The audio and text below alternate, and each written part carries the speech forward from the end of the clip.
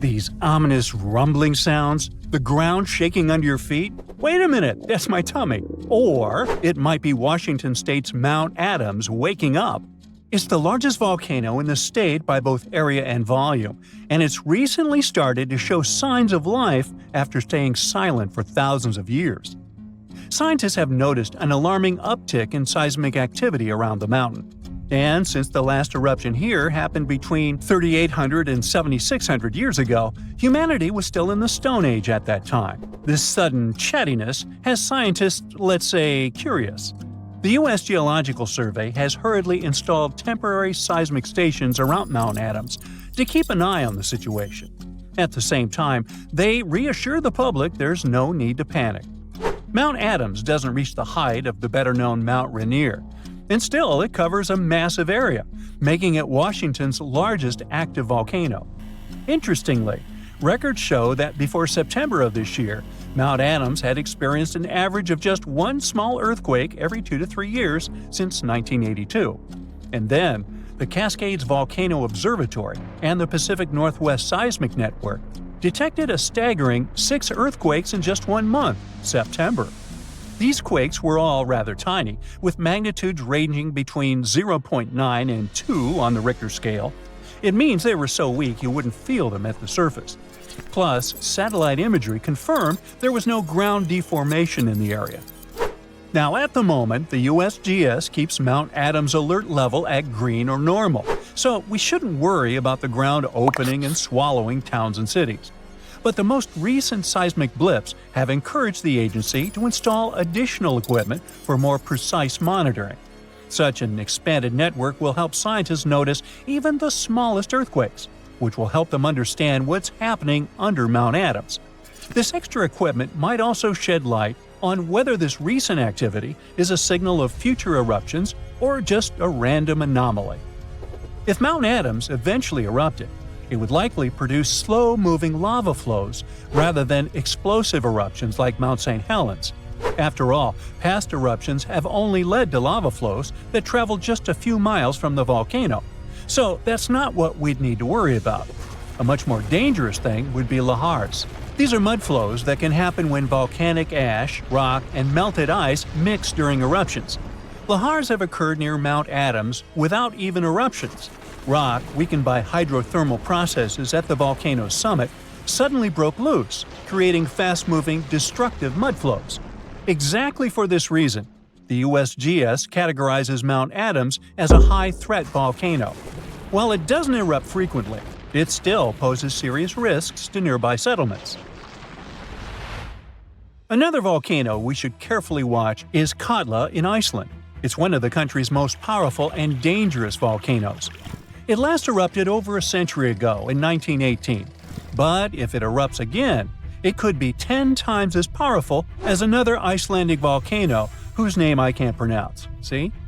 That one erupted in 2010, completely disrupting air travel all over Europe. An eruption of Katla could release large amounts of sulfur dioxide, which could form sulfate aerosols in the atmosphere. Such aerosols reflect sunlight, which could even cause temporary global cooling. This phenomenon often followed catastrophic volcanic eruptions in the past. Although eruptions are common in Iceland, Katla's ash cloud would likely shoot higher into the sky and cover larger areas of Europe than that other one did. It would ground flights and negatively affect economies. If Katla erupted, it would also harm agriculture, water supplies, and air quality. In 2014, scientists noted that a large eruption could even cause a tsunami that might travel along Iceland's south coast and out to sea. But the potential impact of such a tsunami is still unclear. Katla tends to erupt on a regular schedule every 40 to 80 years, which means that another eruption is statistically very likely soon. That's why Katla remains under close scientific observation. The Canary Islands' Cumbre Vieja erupted recently in 2021, reminding people of its destructive potential. The lava flow from this eruption was devastating. It covered whole neighborhoods and flowed into the ocean, destroying more than 3,000 homes. Thousands of people had to be evacuated. But the craziest thing? Even though the damage was significant, Scientists believe it could have been far worse. A massive eruption of Cumbre Vieja could have caused the volcano's entire western flank to collapse into the Atlantic Ocean, triggering a mega tsunami. This hypothetical tsunami could have potentially created waves hundreds or even thousands of feet high. They could have flooded coastlines around the Atlantic basin, including parts of the US and Europe. Luckily, recent studies claim that a collapse of that scale is unlikely. But even though the chance of a mega tsunami is low, scientists still think it's wise to prepare for possible eruptions because there's a chance of extensive damage. The lava flows that occur at this volcano tend to be extensive and dangerous to both human life and the infrastructure on the island. If you decide to travel to Ecuador, you should be wary of Cotopaxi, one of the most active volcanoes in this country. It's been rumbling with minor eruptions since 2022. While these eruptions have been relatively small, Cotopaxi has a great potential for a major eruption, and it has scientists on high alert. If Cotopaxi erupted on a large scale, it could produce a massive ash cloud over 12 miles high, threatening the lives of around 200,000 people in the neighboring area. A serious danger is Cotopaxi's snow-capped summit. It would melt super rapidly in a major eruption. It could lead to destructive floods and landslides that would flow down the mountain and potentially reach populated areas. This combination of volcanic activity and glacial floods makes Cotopaxi a high-risk volcano. A powerful eruption could occur soon, or it could be years or even decades away. But monitoring efforts are in place to catch any warning signs. The next volcano we should watch out for is already infamous, Mount Vesuvius. Its catastrophic eruption in 79 CE destroyed the Roman cities of Pompeii and Herculaneum. Its last eruption occurred in 1944, but Vesuvius remains highly active and poses a great risk to nearby Naples, one of Italy's largest cities. A large eruption would threaten over 3 million people. Many of them live in the vicinity or even directly on the slopes of the volcano. If Vesuvius erupted, it would be an explosive event, with ash, rocks, and volcanic gas ejected at extremely high speeds. And even though such a destructive event isn't expected for a few hundred years, Vesuvius remains one of the world's most closely watched volcanoes. After all, it has a real potential to cause catastrophic damage in a densely populated area. Then we have Popocatépetl, often called El Popo. It's one of North America's tallest active volcanoes, which lies about 40 miles from Mexico City. Exactly this proximity to a metropolitan area with a population of 22 million people makes Popocatépetl especially hazardous. A large eruption could send a massive ash cloud over Mexico City, causing widespread disruptions. Ash could clog the city's drainage systems, contaminate water supplies, and even cause power outages by short-circuiting electrical systems. Plus, lahars could rush down the volcano, reaching nearby towns. Popocatépetl has been showing near-constant seismic activity since the early 2000s, and smaller eruptions are pretty common here. In early 2024, there were 13 recorded minor eruptions, which alarmed nearby towns. At the same time, volcanologists consider such eruptions normal for Popocatépetl. While talking about super dangerous volcanoes, we can't skip Yellowstone National Park. It houses one of the world's largest supervolcanoes. Its last massive eruption occurred about 640,000 years ago. But if this monster were to erupt today, the impact would be much more devastating for the entire planet. States closest to Yellowstone, including Montana, Idaho, and Wyoming, would be most affected, likely experiencing disastrous pyroclastic flows. These flows, which are made of a dangerous mix of lava, ash, and gases, can obliterate everything in their path. Large parts of the country would also be blanketed in volcanic ash, over 3 feet in some areas. On a global scale, an eruption at Yellowstone would send tons of ash and gases into the stratosphere, potentially blocking sunlight and causing global temperatures to drop for a few years. This would disrupt agriculture, collapse transportation systems, and create food shortages on a massive scale. Still, even though there's a popular myth that Yellowstone is overdue for an eruption, geologists clarify that this isn't true. Volcanoes don't follow precise timetables, and the activity at Yellowstone doesn't indicate an imminent eruption. So yeah, that's good news. When we think of active volcanoes, one region comes to mind: the Ring of Fire in the Pacific Ocean. 3/4 of Earth's volcanoes sit within this belt. Compare the area to Australia, which doesn't have any volcanic activity. The old continent of Europe is also calm, or at least we like to think so. Can you guess what the most active volcano in Europe is? If you thought of Mount Etna on the island of Sicily in Italy, you were right. The volcano has erupted about 200 times and has been far from sleeping in recent decades.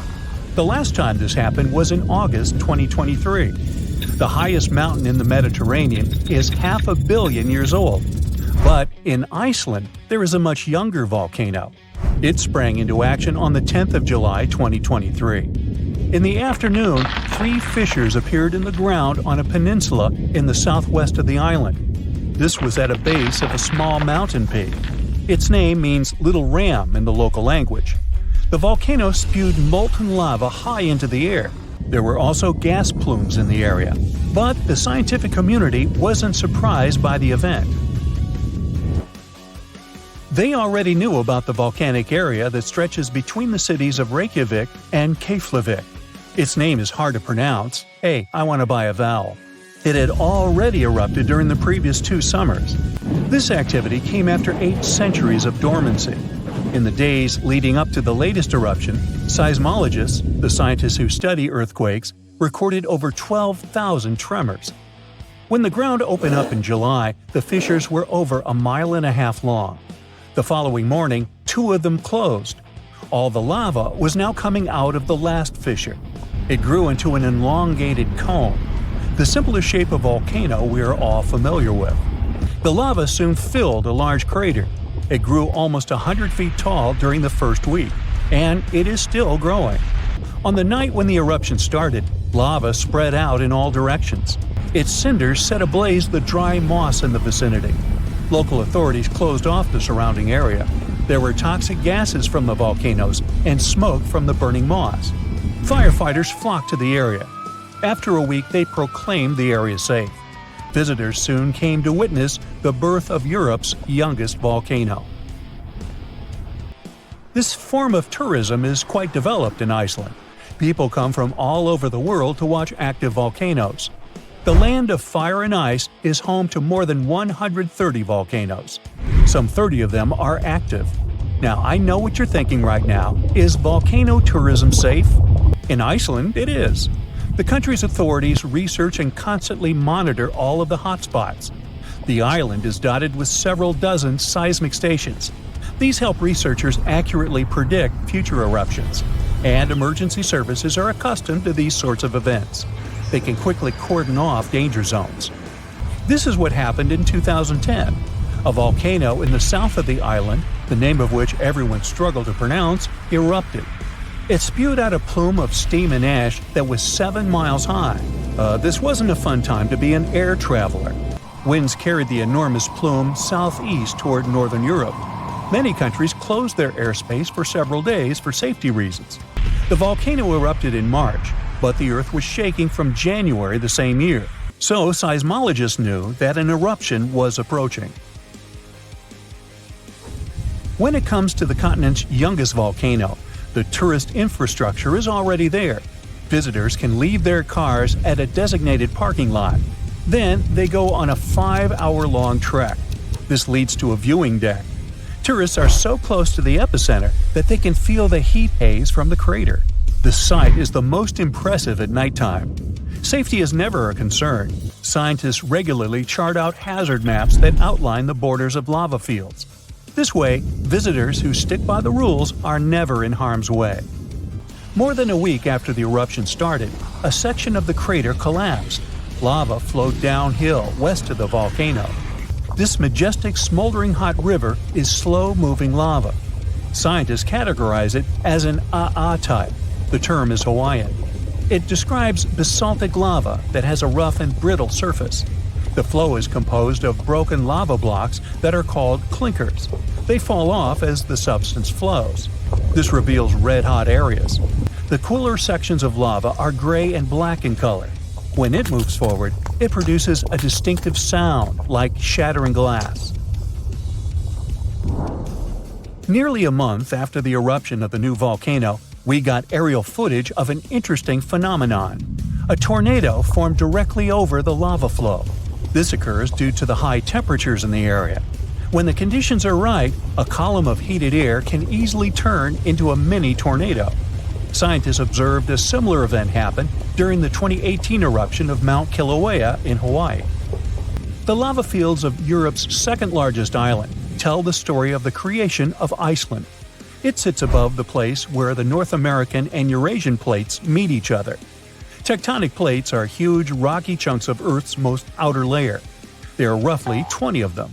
They rest on a partially molten layer of rock. All the lava we see on the surface starts its journey here. You could say that these plates float on molten rock.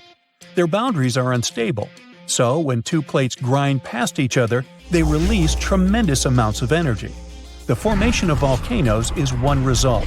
These are places where the molten rock travels upward to the surface. Iceland began to form some 60 million years ago. The tectonic plates under the ocean drifted apart. Enough lava piled up on the surface to create solid ground. This ancient rock is under the waves today. As new lava reaches the surface and cools down, it pushes the old rock away from the center of the island. That's why the oldest parts of Iceland aren't 60, but only 16 million years old. The country's active lava fields are young in geological terms. Some of them are under 1,000 years old. Scientists consider the island a hot spot for volcanoes, pun intended. Nearly a third of the basaltic lava that reaches the Earth's surface in recorded history came from Icelandic eruptions. Fissure swarms, like the ones before the 2023 eruption, cover 30% of the Nordic country. For this reason, only a quarter of the island is inhabited. Norse Vikings were the first people to settle in Iceland at the beginning of the 10th century. Nature threw them a loud welcoming party. Just a few years after their arrival, they witnessed one of the greatest volcanic eruptions in history. Vikings came from a region without volcanoes, so they had no clue as to what was going on. Today, Icelanders are used to such events. This is good because their homeland is entering a new era of volcanic activity. Volcanologists suspect that recent events are an introduction to decades of more frequent eruptions. The peninsula that is home to Earth's youngest volcano is just 17 miles southwest of Iceland's capital city. It's been dormant for a long time. Present-day eruptions there are a reminder that the natural processes that created Iceland are still ongoing. Recently, scientists discovered that there's a historical link between volcanic eruptions in the north of Europe and glaciers. Our planet went through at least 5 major ice ages. These were exceptionally lengthy periods when the average temperature on Earth dropped. The result was the expansion of ice sheets across northern Europe and North America. The last ice age ended some 10,000 years ago. Researchers are still trying to fully understand how these glacial periods affected volcanic activity. They suspect that the sheer weight of all that ice disrupts the flow of magma underground. When glaciers retreat, the pressure is lifted. This makes it easier for lava to flow upward to the surface where it bursts.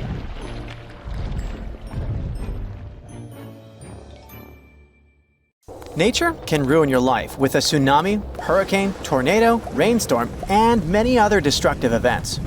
But did you know that it also has other, weirder ways to destroy? Let's take a look at the most unusual natural phenomena. How about the orange rain? It's not that orange drops are falling on you. No, the whole sky and the atmosphere are turning dark orange. Orange clouds are pouring dirty orange drops on you. Don't worry, they're not poisonous, but watch your eyes.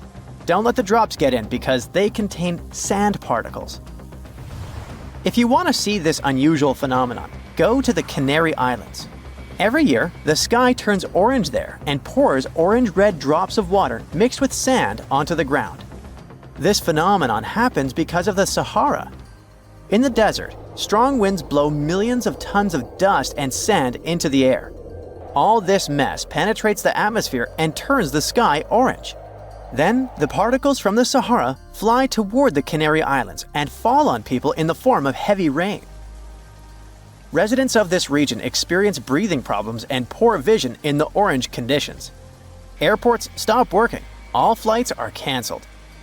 Under favorable conditions, a storm that carries sand particles can reach both the Mediterranean and Northern Europe.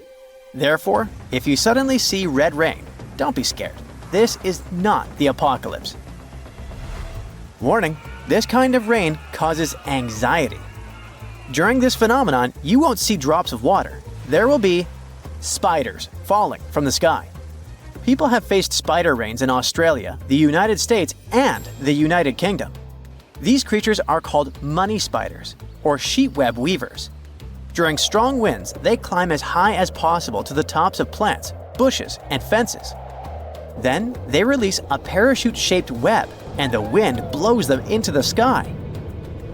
They fly high into the air, meeting birds, cold winds, and harsh weather. Not everyone can survive this journey. Then, when the weather calms down, this tiny party lands on the ground. No one knows why spiders behave this way. According to one version, they fly away from places where flooding can begin. In other words, it's a forced migration. And because of this migration, spiders often become the first settlers of territories that have been destroyed by fires or other natural phenomena. But don't worry, these creatures are harmless to humans. They just want to live and multiply. Although, to be honest, it's hard to stay calm when thousands of arthropods are falling on your head. Tornadoes are a destructive force. But look at this. A whirlwind appears during a snowstorm. It's sucking in more and more snow. Now, it's not just a tornado, but a snow-nado. It looks like something terrible and destructive, but don't worry, it's not as scary as it seems. This is a fairly rare disaster that has recently occurred in Utah. The snow tornado came across a man and his dog on its way. It looked impressive and dangerous. Fortunately, no one got hurt. This phenomenon occurs when an air vortex raises snow from the ground. If you see a similar vortex next to you, don't panic. Usually, such phenomena are harmless and don't have enough force to destroy things. This natural phenomenon is much more dangerous than the snow-nado. Just imagine that a mountain of chunks of ice is moving along roads, sweeping away everything in its path. It looks like a tsunami, but instead of water, there are ice boulders. The ice tsunami can destroy houses, cars, and trees. It can move on grass, asphalt, and sand. It can jump out of the water like a crazy salmon. Fortunately, the ice tsunami is not a frequent phenomenon. It occurs when three conditions are met: a flat coast, loose ice, and strong wind. Waves and wind are throwing broken pieces of ice onto the shore. These ice flows accumulate into a huge wall, and then, during strong winds, this ice monster begins to move. Therefore, if you see a large pile of ice near the water, move away from this place as far as possible. And we're back to the tornado again. You already know about snow tornadoes. You've probably seen the footage of tornadoes in a desert when the wind blows sand into the air in documentaries. Tornadoes pass over the ocean's surface and can create a funnel inside the water. But there's a phenomenon that's even cooler and more impressive. It's a fire tornado. Surely not many of you have heard about this thing. It's a very dangerous phenomenon, but people have ventured close to the fiery tornado to study it. But firefighters, by the way, often encounter this devastating phenomenon. A fire tornado forms during forest fires, and sometimes it can appear inside a burning building. If you see a big flame and feel a strong wind, be careful. A fiery funnel may form. But how does this happen? Let's first look at the origin of an ordinary tornado. So, we're somewhere in a dry place in the middle of a hot day. The sun heats the air that is close to the ground. Its lower layers absorb more energy than the upper ones. An increase in temperature makes this air less dense and more buoyant. Then it lifts into the sky in the form of long columns. This rise has a spiral movement. The water in your bathtub moves similarly when it flows through the drain hole. So many of these air vortices are quite weak, and you can't see them. But some of them encounter strong air currents. This accelerates their movement, adds energy, and it increases the area. More and more air gets into this vortex, making it stronger. When dust and sand get into these whirlwinds, you see a tornado. The fire tornado follows the same pattern, with only one difference. The air below is heated, not by the sun, but by fire. Fire heats the air, it rises, rotates, and pulls the fire inside. Some of the vortices can reach up to 400 feet high and 50 feet wide. It's like a thin, leaning tower of Pisa made of fire, only twice as tall. This is a truly devastating and terrifying phenomenon. The ground is shaking. Flocks of birds are flying away. You can hear a loud, low rumble. The volcano spits out a giant ash cloud. Lava is flowing from the mouth of the fiery mountain. Rivers of fire are running down and dashing towards you. You have nowhere to escape. The fire is getting closer and closer and… Wait a minute. This lava isn't hot. It's cold. How is that possible? You can observe cold lava flows near many volcanoes. In Indonesia, for example, this phenomenon has recently destroyed entire villages. Yes, it's not hot, but it's still dangerous. Cold lava streams occur when hot lava mixes with ash, sand, and pebbles during wet weather. In a sense, the volcano spews out streams of heavy mud. It covers roads, houses, cars, and trees. Cold lava flows are a destructive phenomenon, so stay away from them. Even if some volcano is very beautiful and you want to take cool photos, don't take any chances. Okay, let's relax a little and end our video with something fun. How about surfing? But instead of ordinary waves, we have icy ones. This phenomenon is called the ice wave. It looks as if someone paused a wave while it was forming before it hit the water. It's a rare occurrence, but you can find it on Mount Washington. The top of the mountain is shrouded in fog most of the year. Cold temperatures, humidity, and winds form frost. Then strong winds force this frost sideways, and thus a wavy shape forms. And when there's a wave, you can ski or snowboard inside, like a surfboard. But be careful, it's pretty cold in there, so wear warm clothes.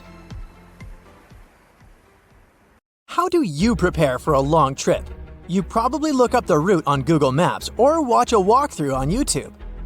Or maybe you ask someone who's been there recently. But what if you're bound for a place humans have never existed? Yes, I'm talking about our next-door neighbor, the Red Planet. NASA is planning a mission to Mars in the late 2030s or early 2040s. That's too far in the future, so why start preparing now? Well, it's closer than you think. Rookie astronauts spend at least 2 years training just to go out in space. For every hour they spend in space, they need to spend 10 hours underwater on Earth. This training only applies to spacewalks and the International Space Station. So far, some 600 people have been to space, but humans have never set foot on Mars. Traveling to this planet will require a different kind of training. Is there a region of Earth that closely resembles Mars? The Apollo mission's astronauts trained in Nevada. This is where Neil Armstrong and his fellow astronauts got a sense of what the surface of the moon would feel like. But Mars is different from the moon. It has gravity and an atmosphere. In this aspect, it resembles our own planet. Just one country, to be more precise: Iceland. NASA used this island in the far north of Europe as a testing ground for its 2020 Mars mission. And no, the mission didn't involve humans landing on the Red Planet. Just a small rover looking for signs of life.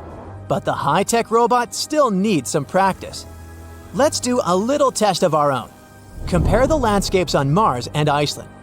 Are you struggling to spot the difference? Good. That means that scientists have picked the ideal training grounds for the upcoming Mars mission. An area entirely barren and devoid of life. That's how one researcher involved in the mission described Iceland. And this description perfectly matches the conditions future astronauts will encounter on Mars. But what's so special about Iceland? There are valleys that were created by volcanic eruptions. The island is still young in geological terms. Simply put, it's still forming. Lava flows, water, volcanoes, raging winds. Iceland has it all. The country's slogan is the land of fire and ice. The island's population is just above 350,000. For comparison, the city of Cleveland in Ohio has more residents than the entire country of Iceland. But the size doesn't always matter. Remember Euro 2016? When England lost to Iceland 2-1, their players became stars overnight, but Icelanders are closer to the stars than you think. The country has a space agency. Yeah, you heard it correctly. Now, this agency actually consists of 2 people who are trying to promote Iceland as a terrestrial analog to Mars. In short, this means that Iceland looks a lot like the Red Planet. The local duo wants to get space scientists to choose Iceland as a training ground for future astronauts. Their biggest argument is that it's cheaper. Sending people and equipment into space is expensive. Duh! According to Elon Musk, SpaceX launches cost around $2 million. That's way less than a typical NASA launch. A large portion of space research takes place back on Earth. Antarctica is ideal for studying cold and desolate places in outer space. Hawaii is perfect for exploring lava tubes and the composition of rocks. Just imagine the logistics behind going to both of these regions at the same time. This is where Iceland comes into play. It has diverse habitats that are relatively close to each other. So what exactly will future Mars-bound astronauts do in Iceland? To answer this question, let's travel back in time. Nevada wasn't the only place NASA's astronauts visited more than half a century ago. They prepared for walking on the surface of the moon in Iceland too. Their primary objective was collecting rock samples. These can mainly be found near volcanoes and lava fields, and Iceland has plenty of those. Around 60% of the local landscape is rocky and rugged. This makes the island the size of Kentucky feel like another planet. Add that to the fact that 80% of Iceland is uninhabited, and you get the perfect playground for astronauts. And there's another similarity with Mars. In summer, it can seem as if the sun never sets in Iceland. Locals go shopping at 3 a.m. In June, for example, the night can last only 2 hours. Sounds like a perfect open-air party destination. Well, not really. Who would want to party at a freezing temperature of 42 degrees Fahrenheit? That's the average low air temperature in June. Future astronauts spent weeks in Iceland, trying to adjust to these strange conditions. This helps them prepare for the long days on Mars. This is not a figure of speech, since days on the Red Planet are longer than the ones on Earth by 40 minutes.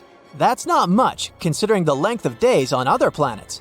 On Jupiter, a day is over in just under 10 hours, while a day on Venus equals 243 Earth days. But let's first land on Mars and then think of other planets, shall we? Have you been doing some math in your head?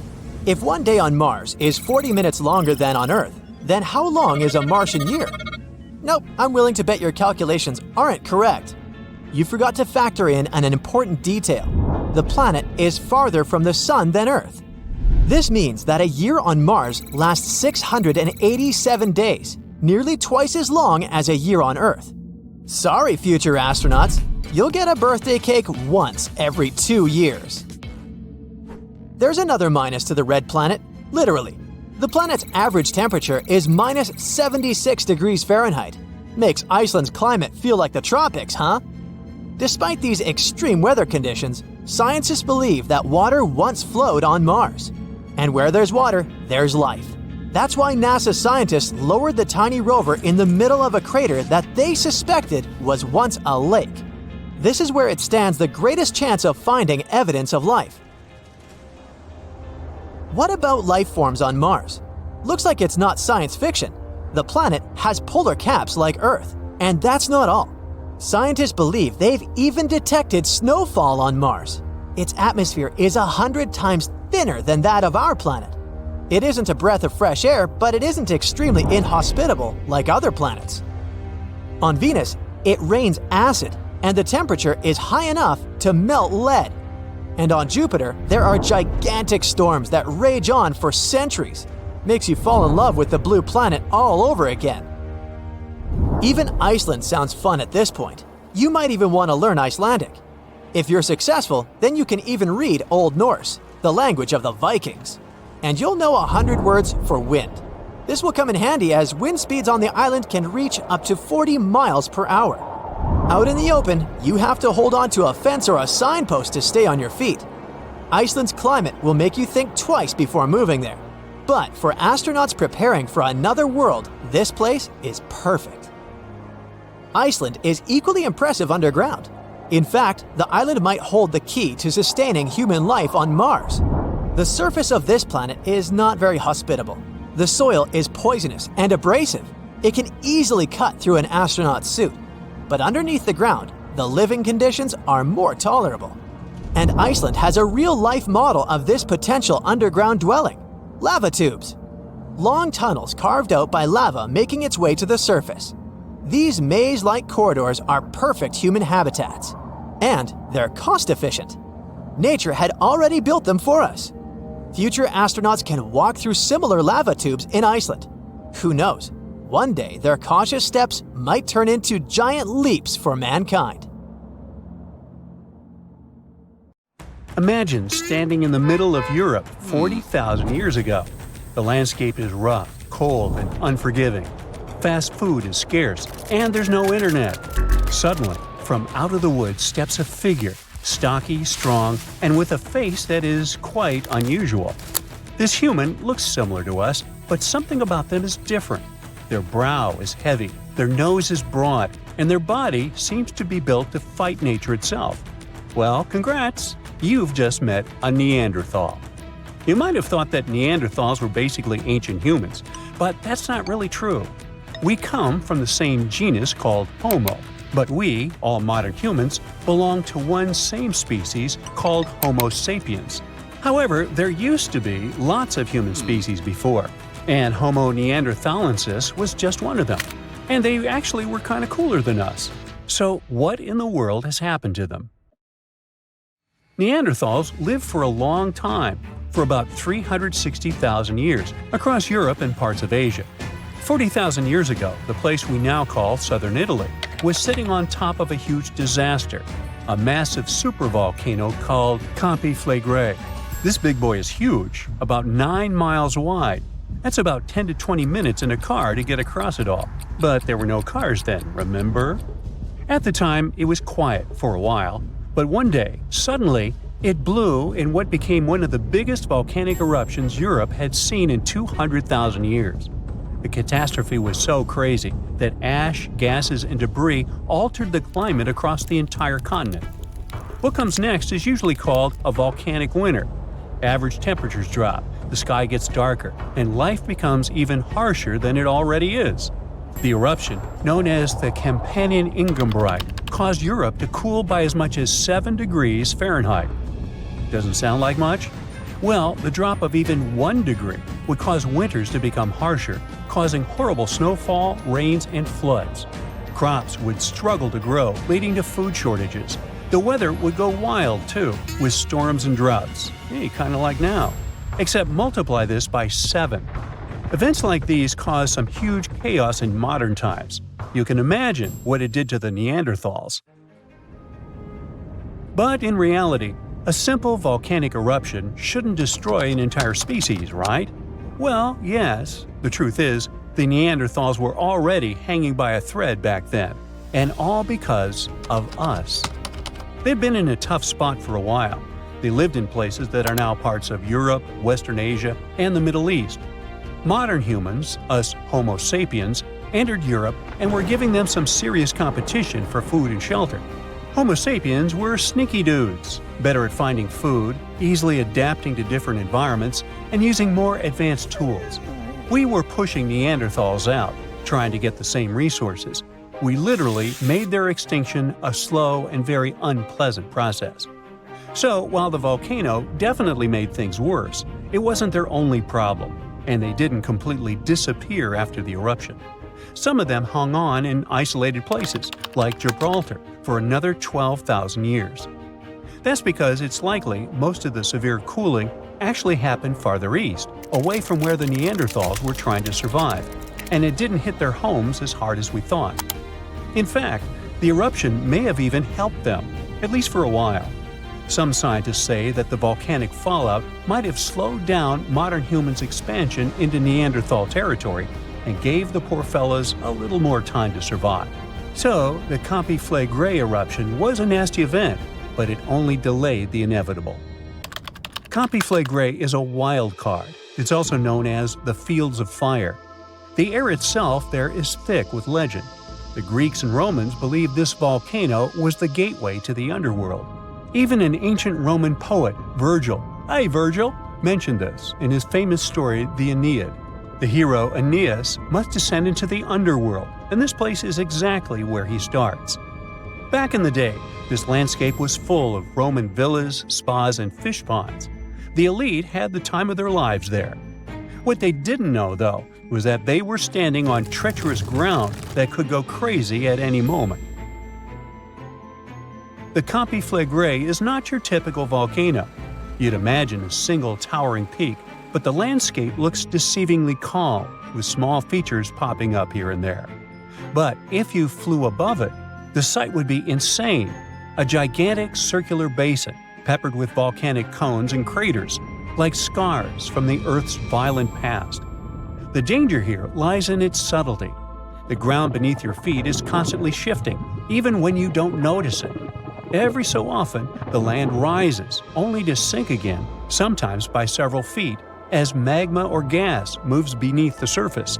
It's incredibly creepy. The risk is almost invisible. The Campi Flegrei is a massive depression formed by two colossal volcanic eruptions. One of them was the one that cooked Neanderthals, and another happened 15,000 years ago. The most famous eruption, though, happened in the 16th century, and it was horrifying. The year was 1538. For years, the people of Paswali had noticed something unsettling. Land that once sat below the waves was slowly rising. What was once the sea had become new ground.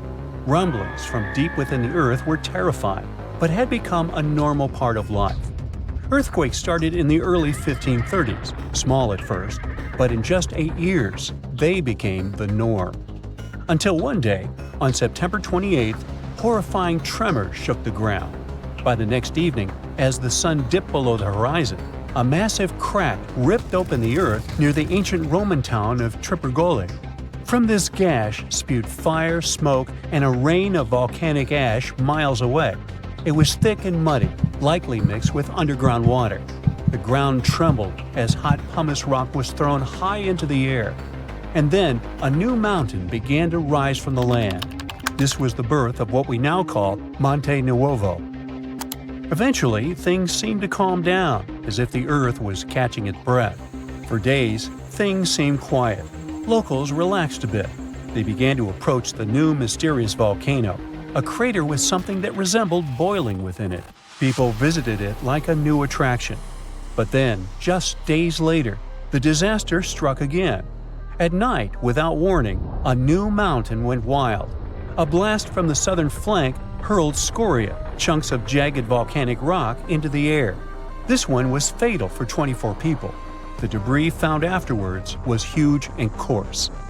For centuries after, the only signs of life from the Monte Nuovo were small fumaroles, jets of gas seeping from the earth. But then, even those faded away. Now it's just a lush green cone, a pretty sleeping giant. But the ground near Naples, Italy, is still alive. The Campi Flegrei sits quietly for now, but it might not be for long. It's showing signs it might be waking up again. This supervolcano looks like a hellish landscape, with its boiling mud pits, geysers, and steam vents. Romans and medieval Christians once believed it was a gateway to the underworld, and who can blame them? What's spooky is that recently scientists detected unusual activity under the surface. In 2012, Italian authorities raised the alert level on the volcano from green to yellow, meaning that it needs close monitoring. There are certain changes that usually happen before an eruption. The magma below starts releasing gases, which could weaken the rock above, eventually triggering a disaster. Unfortunately, no one can predict exactly when or if it will erupt. But if it does, the consequences could range from a minor inconvenience for locals to a global catastrophe. Its last tiny eruption happened in the 16th century, and it wasn't too bad. But if history repeats itself, like it was with Neanderthals, we're all cooked. An eruption like that could lead to global cooling, crop failures, and widespread famine. Right now, a group of scientists is trying to get a clearer picture of what's happening beneath the surface. The Campi Flegrei Deep Drilling Project is working to drill a 10,000-foot borehole, hoping to check out the magma chamber up close. But at least for now, the supervolcano remains quiet, and let's hope it stays that way. Back in 2018, the biggest active underwater eruption ever happened, at least the one that we could officially record. Scientists followed earthquakes that struck the area in the western Indian Ocean off Madagascar. Between 2018 and 2021, over 11,000 earthquakes struck a small island called Mayan between Madagascar and Mozambique. The strongest one had a magnitude of 5.9. Until then, this area had been pretty peaceful. There had only been 2 earthquakes recorded over 50 years. Along with regular earthquakes, there were also some unusual seismic hums, like earthquakes at pretty low frequencies, forming deep underground. People couldn't feel those hums at the surface, but researchers around the world discovered them and realized they were related to volcanic activity no one actually noticed coming. Something strange happened. That underwater eruption created a giant skyscraper-sized volcano. This new underwater volcano turned out to be around 1.5 times the height of One World Trade Center in New York, and almost 10 times bigger than the Statue of Liberty. The area where it appeared had been explored in 2014, but it was almost flat, peaceful, and empty back then. Now, there is an actual volcano nearly 8,500 feet below sea level. The volcano gets its magma from a super profound reservoir located nearly 34 miles underground. It's the deepest reservoir of volcanic magma that we know about. The Earth has layers, and the middle one is kinda chunky. It's very much like peanut caramel filling many chocolates have. Research shows there are probably hunks of oceanic crust deep inside the Earth's liquid mantle. They're stuck there, creating large lumps in something that was supposed to be a smooth layer. Our planet has a rigid outer layer. It includes a hot upper mantle and cracked crust. The hot mantle moves and churns all the time, making the crust at the surface move too. This way, the oceanic crust dives into the depths and makes huge magma plumes go up toward the planet's surface. Scientists even found an ancient piece of the Pacific Ocean hundreds of miles underneath China. Those are the old remains of the Pacific seabed from long ago, and they were pulled downward below Earth's surface into the mantle transition zone. This rocky slab that used to be at the bottom of the ocean is made of the crust and some solid parts of the upper mantle. Most of the volcanic activity on our planet happens where we don't even see it, under the surface of the ocean. About 70% of all volcanic activity happens in the oceans, and mostly in the area of the South Pacific, with over 1,100 volcanoes squeezed into that area. Coastal cliffs, mountain changes, soils, and sediments that line valleys. These are only a small portion of the rocks on our planet. Oceans hide so much more deep down below the Earth's surface. In between the Earth's surface and its core is the mantle. It's a warm, thick layer of rock that moves and flows constantly. Some hundreds of miles below, there's a place where diamonds grow. As they form, they go through high temperatures and pressure, after which they eventually freeze. That way, when they arrive at the surface, scientists can explore their structure, find out how they formed, and understand better what's going on in the depths of our planet. Thanks to diamonds, they realized the mantle was very wet, and it possibly contained much more water than all the oceans on Earth. Our planet is eating up its own oceans. As its tectonic plates move, dive, and go beneath one another, they drag huge amounts of water into the Earth's interior. The water beneath the surface of our planet can help with developing magma and lubricate faults, which actually makes earthquakes more likely to happen. Water is actually stored in the minerals. It gets incorporated into the planet's crust when new oceanic plates form. They go through the process of bending and cracking as they grind under other plates, and huge amounts of water then go deep into the crust and mantle. Scientists research an area that's 18 miles under the surface. They realize these zones pull 3 billion teragrams, which is more than 2 billion pounds. Any ocean is like a whole new world.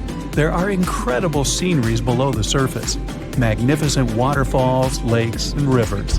There are thick layers of salt beneath the seafloor, and rivers and lakes form because seawater goes through those layers and dissolves them, creating something that resembles pools. The dissolved salt makes the surrounding water denser. That water then settles there, which eventually forms underwater lakes or rivers.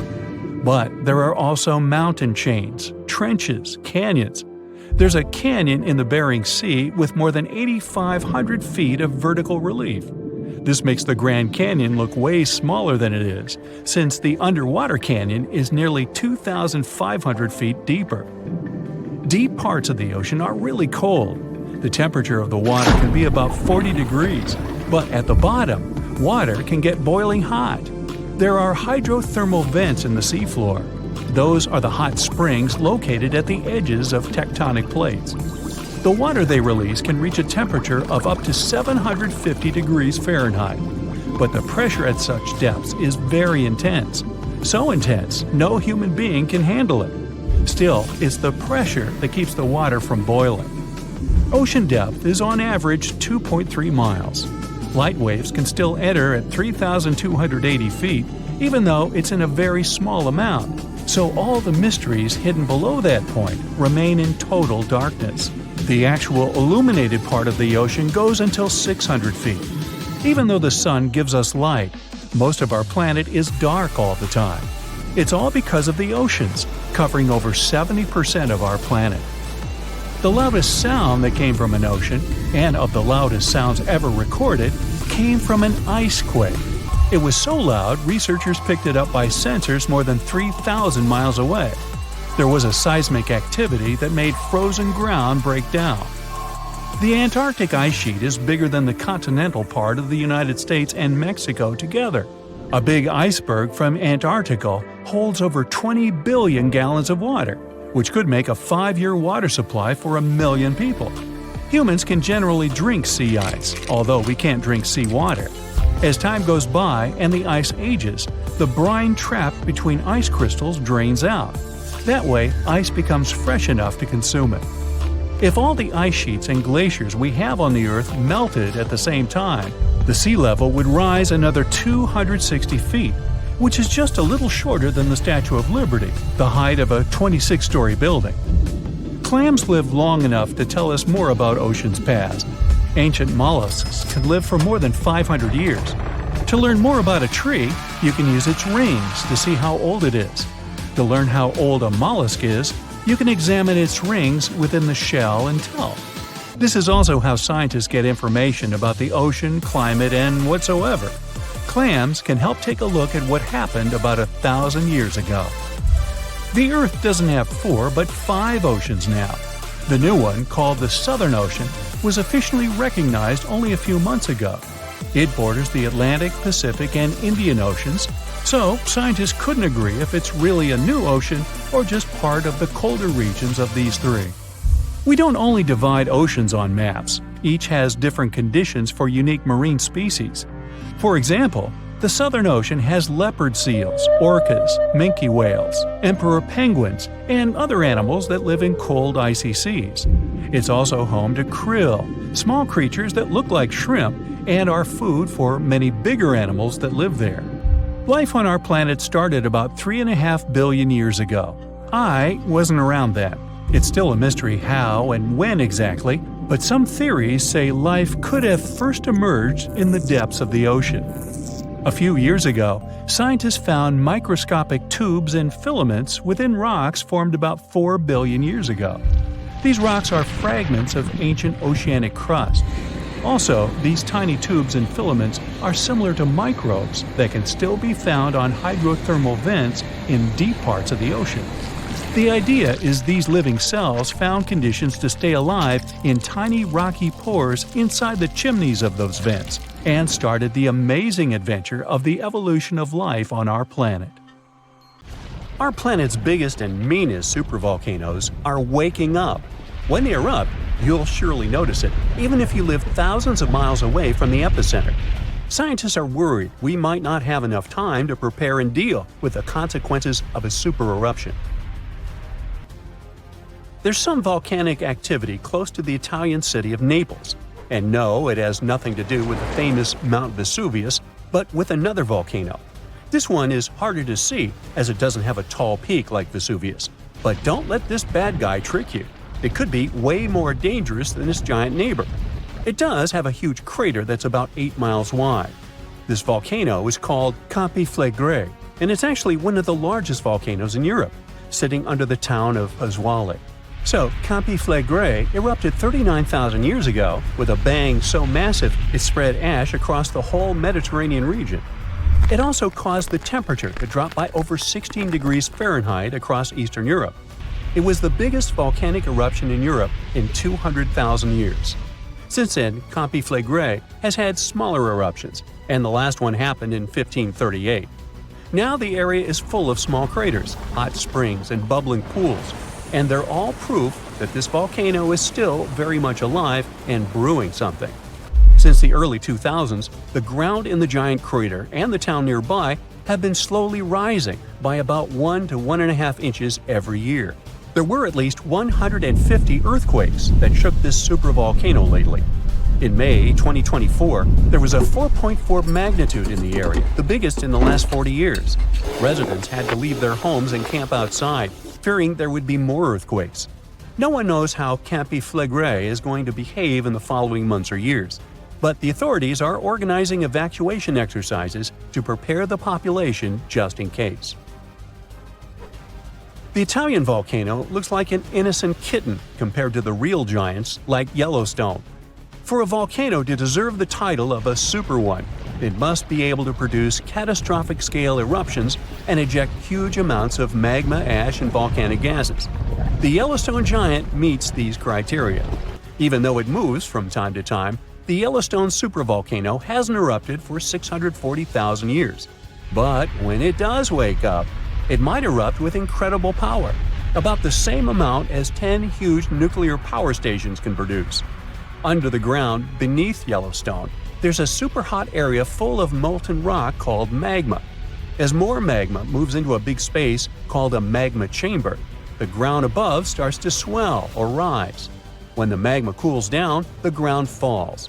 Between 2004 and 2009, the ground at Yellowstone rose by almost 10 inches, but then it started to slowly go back down in 2010. Scientists aren't sure if it's going to erupt anytime soon.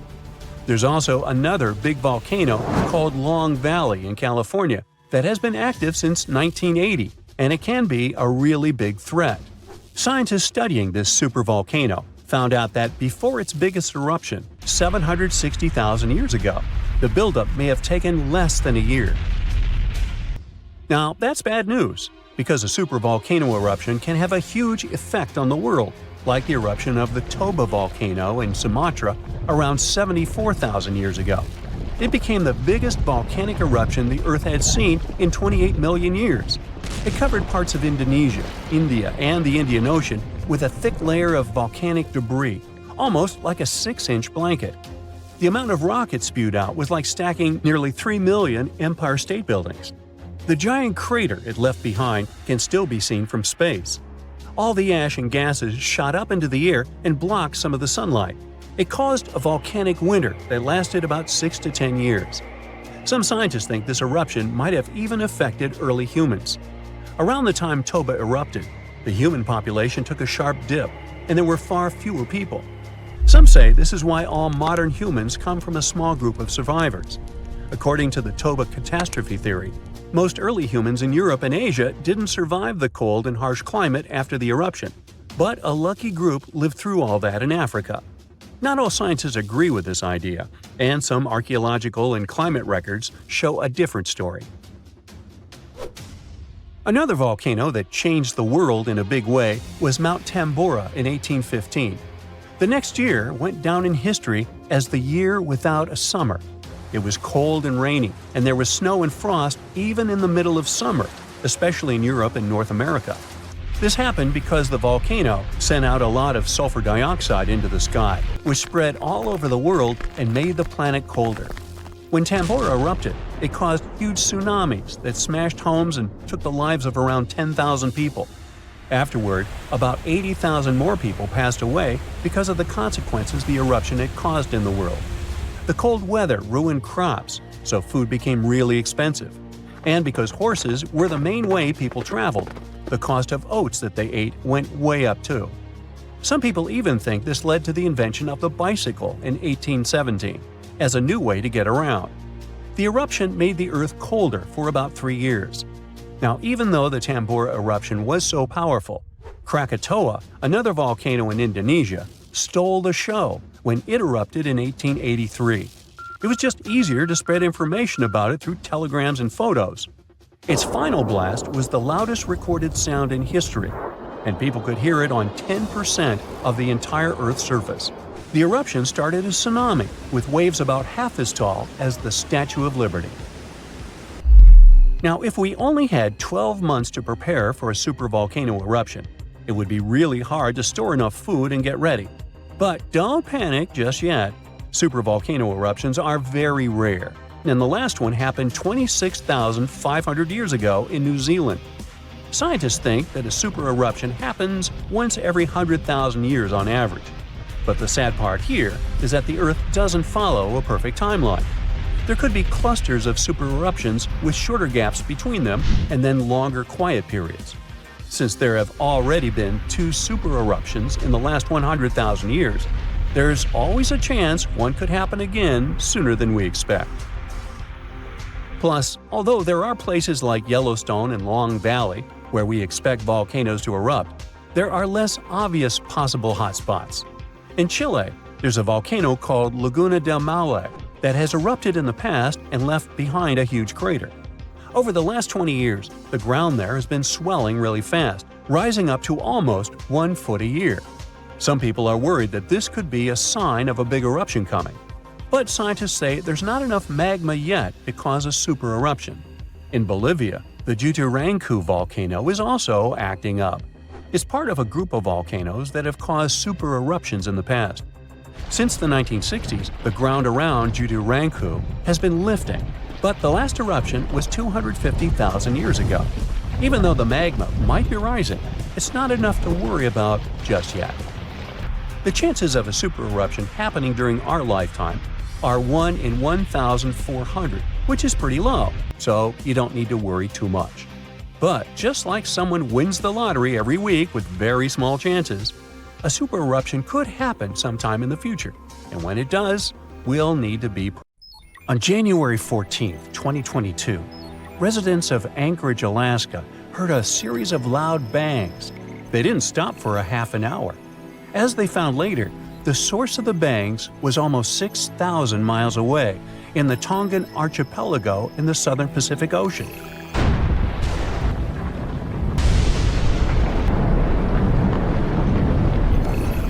The Hunga Tonga underwater volcano abruptly woke up from its sound sleep. It last erupted at the end of December 2021 after several years of inactivity. Hunga Tonga sent a large plume of ash into the stratosphere that was seen in the capital city of Tonga, 43 miles away from the volcano. In the following days, it was emitting steam and gas to the height of 7 miles. Plus, it was letting out ash that accumulated next to it and even made the island on which it was standing increase in size. Then, it went back to sleep, and the officials even announced it was dormant. But just a couple of weeks later, it woke up again with a crazy force. It sent ash clouds 12 miles into the atmosphere. It blocked the sun in some places and rained down from the sky. The sound waves from the eruption traveled around the planet several times. People in Fiji heard a sound that reminded them of thunder. Some booms even reached Canada. Shockwaves went around the Earth 4 times in Japan and Utah, and at least twice in Massachusetts. The eruption caused tens of thousands of lightning flashes. It also triggered a mega tsunami hundreds of feet high. It caused damage to buildings and infrastructure, such as underwater cables. The extreme waves traveled all the way to the California coast, and there was an unusually high tide along the Pacific coast of Canada. Scientists studied seismic data to understand what caused such a massive eruption. Their research models showed that there was a big blast, likely because gas got trapped in rocks, like how a pressure cooker works when it's overcooked. This blast released a huge amount of energy, as much as 5 of the biggest underground nuclear tests. It all happened under a shallow part of the sea, where gas-filled rock was trapped.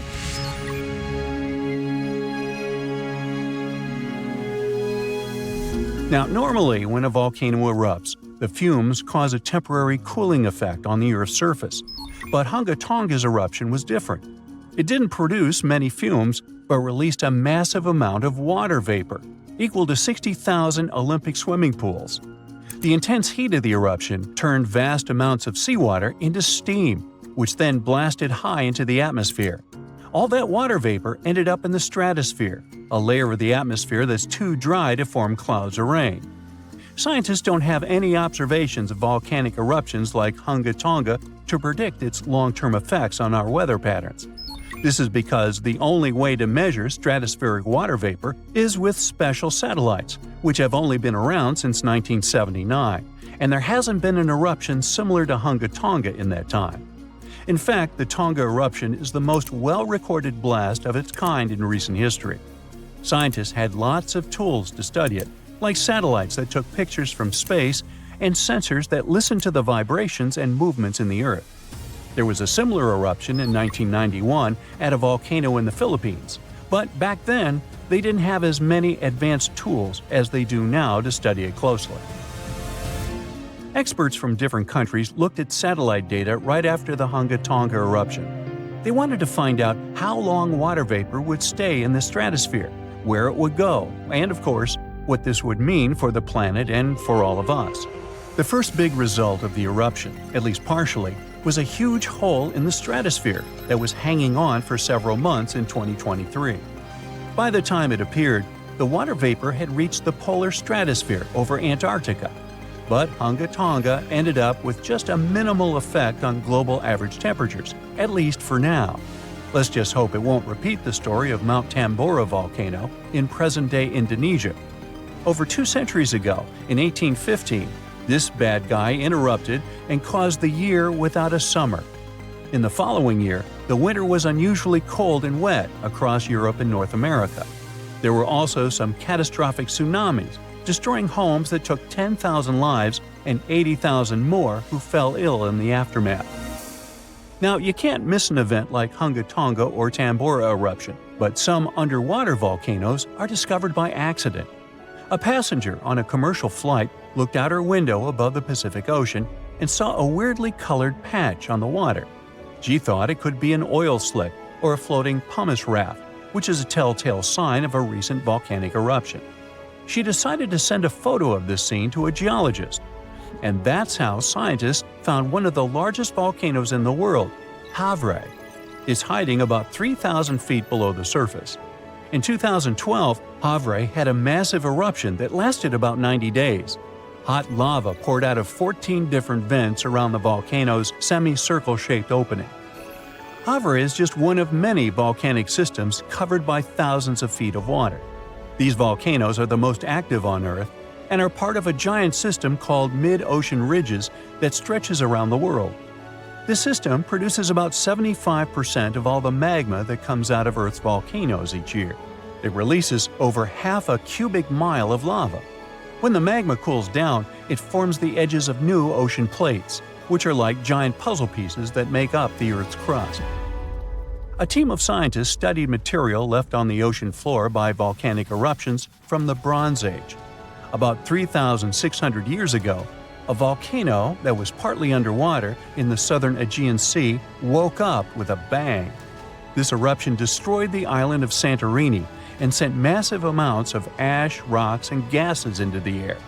It left behind thick layers of ash and rock that settled in piles on the ocean floor. Scientists have been studying the ancient Santorini eruption for several years to figure out what happens during such massive ones. Their research helps explain how future volcanic eruptions could affect the weather on our planet. The study also helps scientists understand the strength of the eruptions, how high the eruption columns might go, and the sizes of the waves that form when all that ash and rock settles into terraces on the ocean floor. This information will help predict the dangers of future eruptions. Now, when a volcano erupts, the last place you want to be is inside it, but scientists did it for you. Well, kinda. They produced a smart new imaging technique that uses the best ideas from medical imaging and optical telescopes. Matrix imaging, that's what it's called, makes it easier to understand what's happening underground, even when there aren't many sensors available. These sensors, called geophones, detect and record the movement of seismic waves, which are vibrations that travel through the Earth. By studying these waves, scientists can learn about the distinct types of rocks and how they are arranged beneath the surface. The researchers test their method on a volcano in Guadalupe in the Caribbean Sea. There aren't so many geophones on this site, but the scientists combined the data from multiple geophones thanks to this new tech.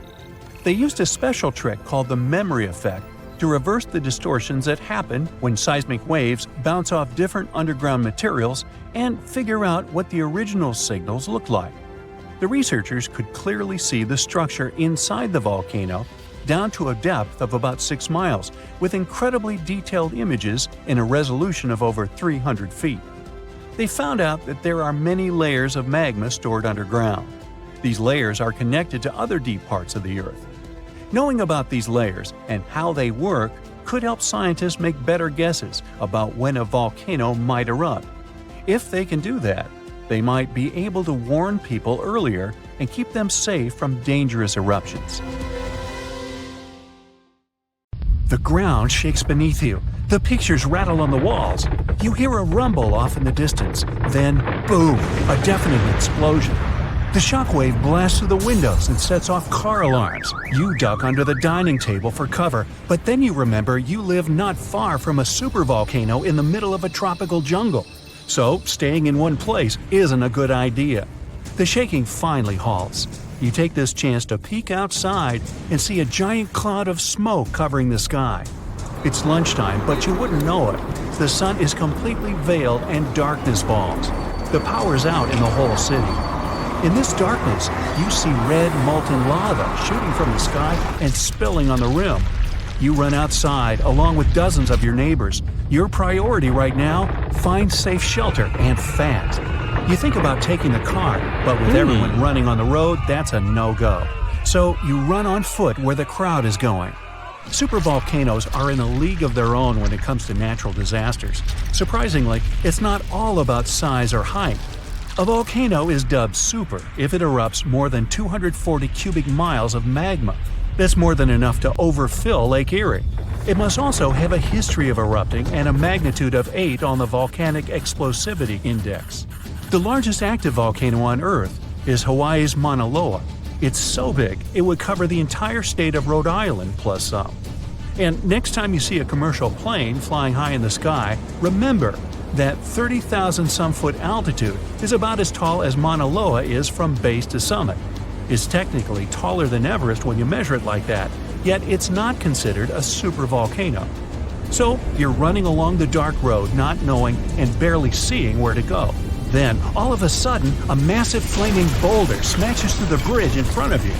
You and everyone else are now stranded on the side of the volcano as it's getting more chaotic each second. Most of the crowd disperses, finding their own ways to safety. You remember there's a way to the other side not many people know about, but you'll have to cross a raging river through the dense jungle. You calm what's left of the crowd, and everyone follows you to your secret getaway. You finally get out of the city limits and head into the jungle. With the sky already dark, The tall trees and thick leaves make it almost pitch black. Everyone gets out their phone flashlights to navigate through the dark path. You all need to stick together and make sure nobody gets lost.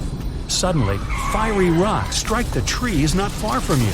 Everyone jolts and tries to rush ahead, but nowhere is safe when it's raining scalding fire all around. You and your group have to pick up the pace or else.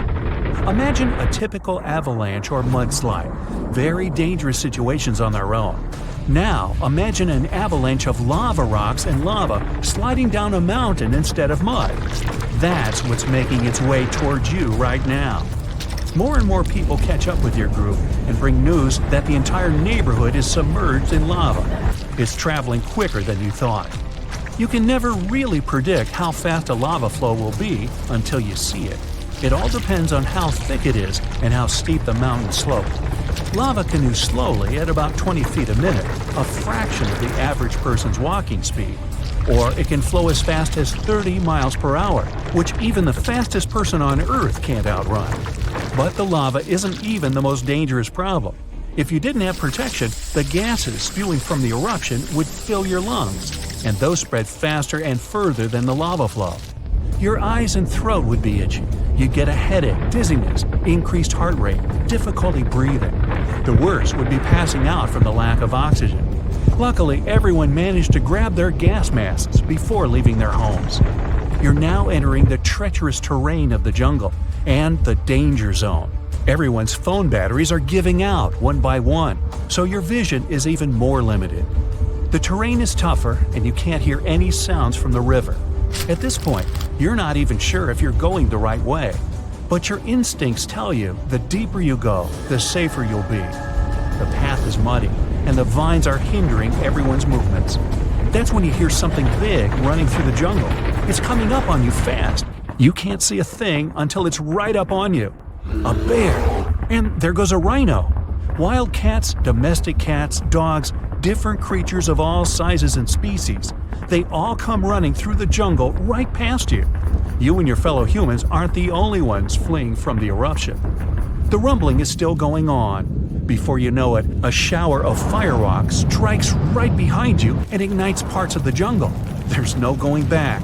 Everyone picks up and runs for it. You hear thunder in the distance. A flash of lightning lights up the dark sky. You think, finally, some rain to wash away this fiery nightmare. But that's not a regular storm brewing. These giant smoke clouds can mimic a thunderstorm under similar conditions. Your luck finally pays off. You hear the river straight ahead. You reach the bank and have to hop on some stones to get to the other side. You almost slip when someone from the group catches you just in time. Whew, that was too close. Not far down the river is a large waterfall leading straight to a shallow lake with sharp rocks at the bottom. The ash from the lava falls like snow, covering most of the trees and landing on the river. Ash is one of the most dangerous things about volcanic eruptions. You're soaked to the bone, but it's a lot better than ash and smoke. And then the rest of the group follow. The next thing you know, the river starts steaming as lava meets the bank and runs into the water. You try your best to speed things up. The lava can heat this water up to dangerous levels, and there are still people slowly crossing the river on the slippery rocks. Luckily, you manage to get everyone across. Well, almost everyone. You turn around and see someone's leg got caught between two rocks. The lava continues to pour into the river. You can feel the heat of the steam. You rush back to this person and try to pull them out. Their leg won't budge. Someone else from the group comes to help, and you're finally able to pull them out in the nick of time. You and everyone else, now exhausted from your trek, keep going as far as possible. That's when you see the main road that connects you to the broken bridge. There are others on the road that got out safely, and even some cars filling up with survivors and heading fast out of the area. The volcano is still spewing lava, and the entire city is flooded with it. What was once your town now looks like a giant burning lake. Planes and helicopters can't fly because of the smoke and ash, so don't count on an air rescue. You're still at risk even though you're on safer ground, so it's still too early to celebrate. Everyone continues to move away from the city. The further, the better. The ground continues to shake, but this time it's even more intense than before. Supervolcanoes are powerful enough to cause many earthquakes, but it's a good thing you're out in the open, far from the buildings and debris in the city. Now, back to reality. Rest assured that a volcanic eruption of this intensity won't happen for a very long time, as in millions of years. Besides, thanks to warning systems and humanity's preparation for such an event, it's extremely rare for even a regular volcano to do as much damage as it could. So, don't scratch Yellowstone off your travel list just yet. One of the largest apocalypses that humanity has experienced happened about 74,000 years ago on the territory of modern Indonesia. It was an eruption of a supervolcano on Mount Toba. It was also the biggest eruption on Earth over the last 2 million years. Even the tragedy of Pompeii, when the volcano Vesuvius destroyed the entire city, was not so large-scale. At the time of the Toba eruption, humanity was as close to extinction as ever. And the problem wasn't in the volcano itself, but in the consequences that came after. Some studies suggest that 3,000 to 10,000 people could survive the period after the eruption. During the disaster, Toba released millions of tons of volcanic ash and soot. This cloud spread across the sky, blocking the sun in India, Indonesia, and over the Indian Ocean. Some scientists claimed the world had been plunged into volcanic winter for several decades. Take a look out the window in cloudy weather. Do you see how gray clouds cover the sky? But still, clouds let the sunlight pass through. It was much worse during the Toba eruption, since sulfur dioxide in the volcanic ash reflected sunlight. Dust and ashes didn't settle for a long time. Perhaps they flew all over the planet, destroying many living things. A lot of plants couldn't survive because of the lack of sunlight. Also, Earth's temperature dropped by several degrees, which led to new disasters. In today's modern world, the temperature doesn't affect residents of our cities that much. But for nature, even minor changes may entail catastrophic consequences. For example, plants and insects can live at the same temperature for thousands of years, but a sharp cold snap destroys them. This leads to the fact that almost all animals don't get enough food to feed their offspring. The population of all creatures in the wild is dropping. The ancient people of that time survived by hunting herbivores and gathering berries, fruits, and mushrooms. But the eruption destroyed almost all of it. Also, a lack of light caused a lack of vitamin D. As a result, people were starving and they also were pretty depressed. However, some scientists think that many people survived this period quite easily, especially those who lived on the coast of South Africa. The ocean received the most minor damage from the disaster. The tribes who lived near the water caught a lot of fish. Both versions haven't yet been proven. Scientists still try to build an accurate picture of human development after this volcanic apocalypse. About 50,000 years after the Toba eruption, when the sun had finally passed through the gray clouds and the ash settled on the ground, nature and people began to restore the previous balance. But the warm times quickly didn't start as the Ice Age had already begun, and this problem was much more severe, as it lasted for thousands of years. Decreased solar activity and planet orbit changes led to strong temperature drops. Eternal cold covered almost the entire globe, forcing all living beings to migrate and struggle for survival.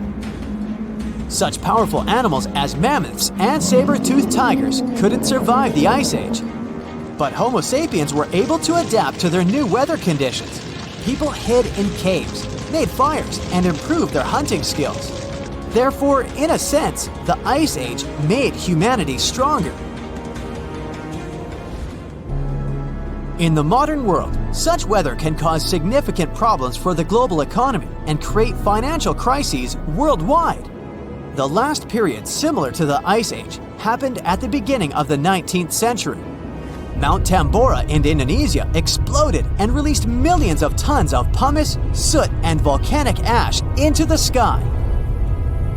People who lived on a volcanic island got the most severe damage in the first few minutes, but then the eruption's consequences began to reach the whole world. Volcanic ash again blocked sunlight and led to one of the coldest years in North America and Eurasia. This year, 1816, is better known in history as the year without summer. The ash cloud increased humidity and lowered the temperature in many areas. In the summer of 1816 in Central and Western Europe and North America, a humid climate and cold destroyed the harvest. Prices for goods rose and poor people lost access to food. Logistics and transport also suffered. People used horses to move around at that time, and since oats became expensive, many couldn't afford to keep these animals. Many believe these circumstances inspired the inventor Carl Dreis to create the world's first bicycle. Also, there's a theory that the Tambora eruption helped invent Frankenstein. Several writers, including Byron and Shelley, gathered in a villa in Switzerland where they began to write fantastic novels. Bad weather and rain outside the window inspired Mary Shelley to write a story about Dr. Frankenstein and his monster. Even now, this volcano is active, but it's not going to wake up anymore. But if it happens again, will we be ready this time? Most likely, there will be fewer consequences since we have technologies, big incubators, and greenhouses where we grow livestock, vegetables, and fruits. Of course, winter will provoke a crisis all year round, but we can easily survive it. In the 1930s, another disaster occurred, but this time it was caused not only by nature, but also by people. At that time, many countries were heavily dependent on crops. Vast territories were sown with them. People were engaged in excessive farming.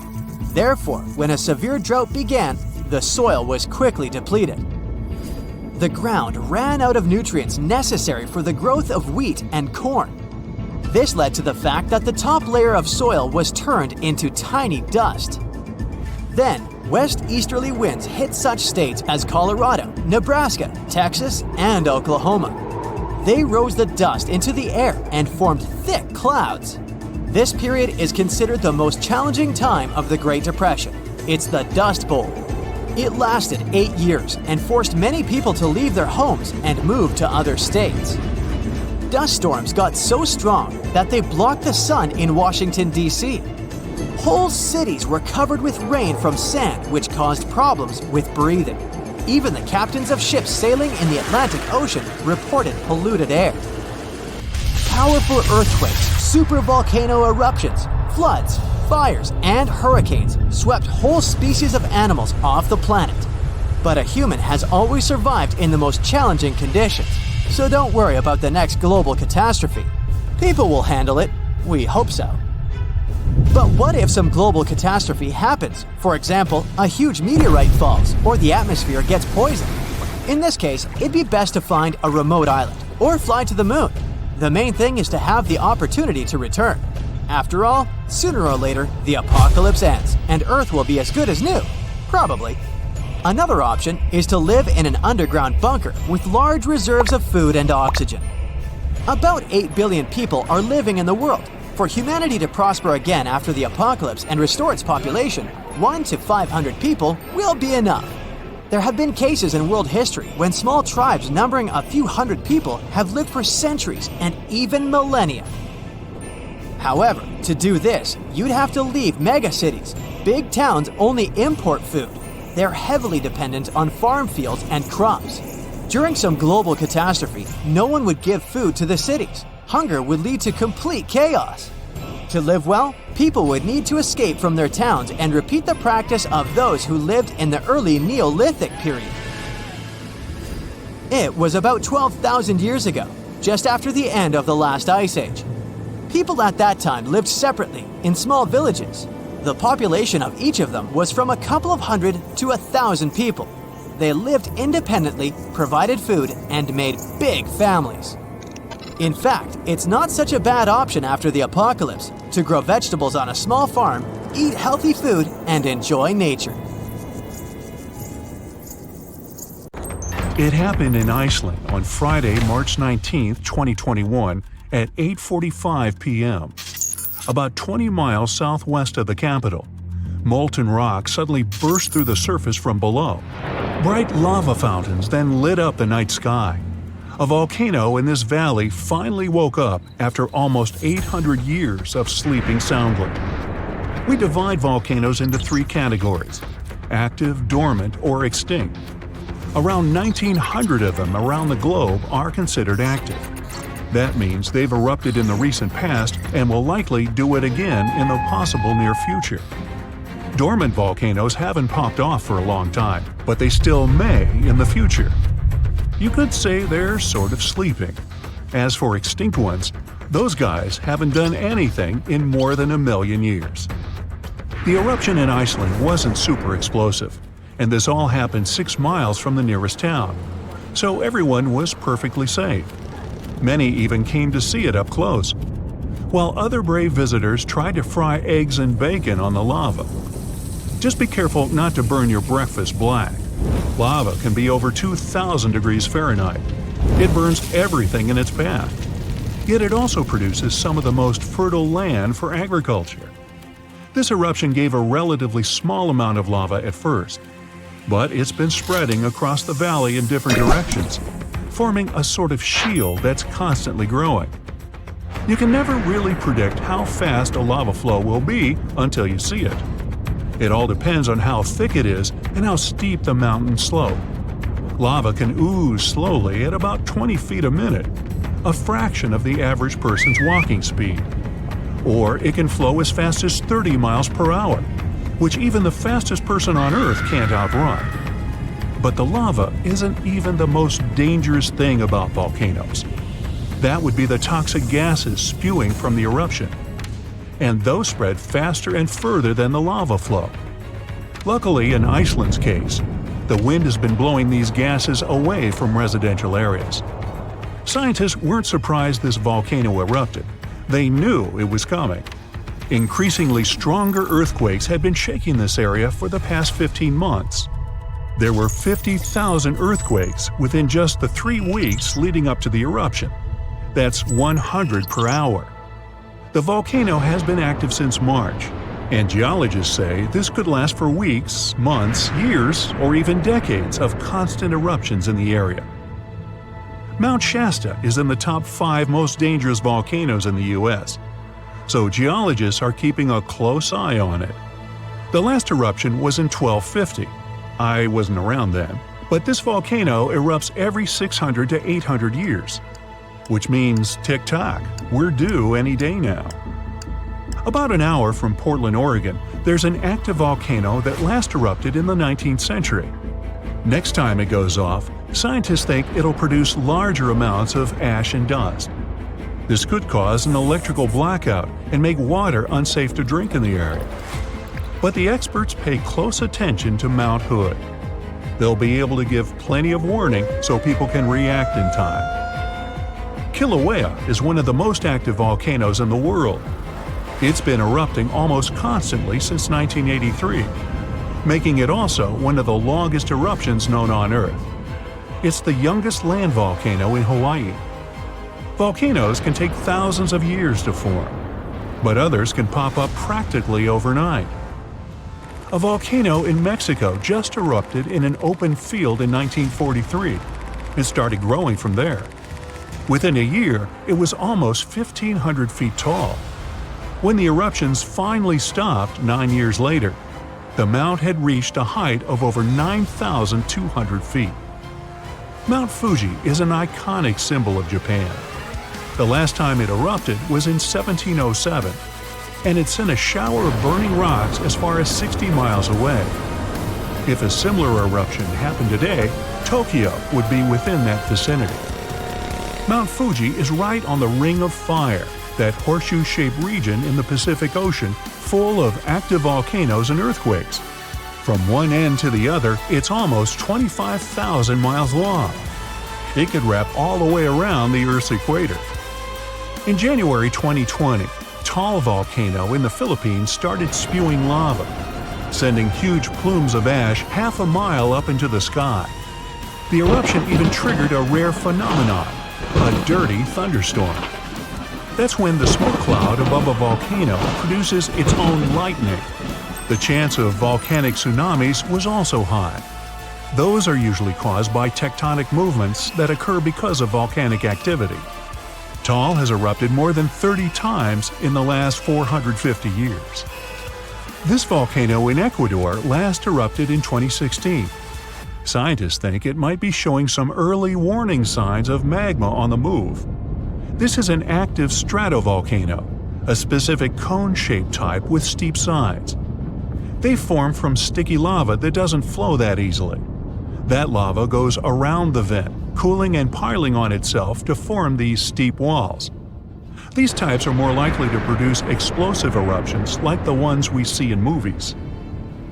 Ruapehu is the oldest national park in New Zealand, a volcanic wonderland where you can closely see all those steaming craters, magnificent lakes, and unusual rock formations. It last erupted in 2007 and has had 10 eruptions since the mid-19th century. But eruptions, lava flows, and toxic gases aren't the only danger coming from volcanoes. There's also a thing called lahar, a kind of volcanic mud flow of debris. In between eruptions, snow melts and a lake forms in the caldera. If the last eruption brought mud, ash, and rocks in the lake, it becomes dangerously full. In that case, only a temporary dam holds it back.